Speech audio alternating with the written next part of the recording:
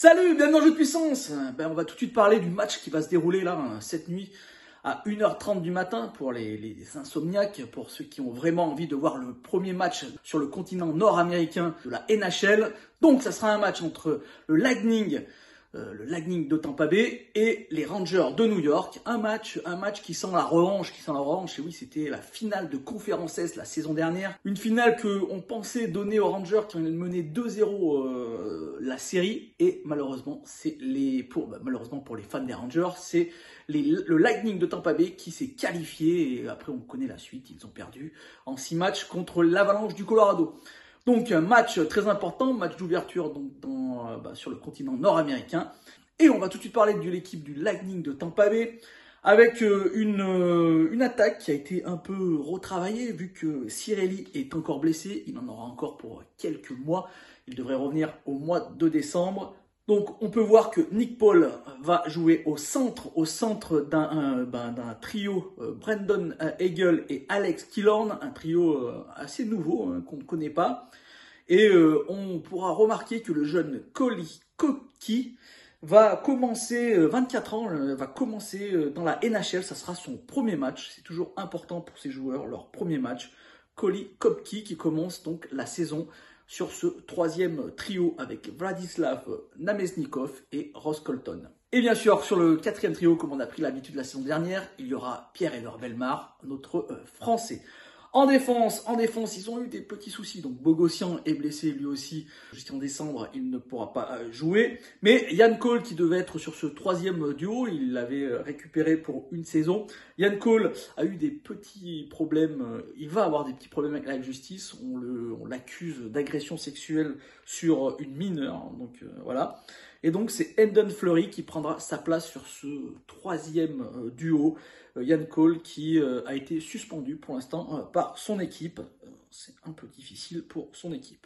Et dans les cages, il y aura bien sûr Vasilevskiy, un duel avec Shesterkin. Et là, on passe tout de suite à l'équipe justement des Rangers de New York. Mauvaise nouvelle, Sammy Blais serait incertain, lui qui a été déjà vraiment très touché par les blessures. Sammy Blais donc serait blessé et il serait remplacé sur ce quatrième trio par Jimmy Vesey ou Dryden Hunt. On ne sait pas encore. Moi, pour l'instant, on a mis Jimmy Vesey parce que c'est ce qui paraît le plus logique. Mais ça pourrait être très bien Dryden Hunt qui prendrait cette place sur ce quatrième trio. Ensuite, très important, on peut voir que Kaapo Kakko a eu une sorte de promotion. Il se retrouve sur ce premier trio avec Chris Kreider et Mika Zibanejad. Vraiment une promotion pour lui. Et Alexis Lafrenière donc se retrouve avec Philippe Chétil et Barclay Goodrow.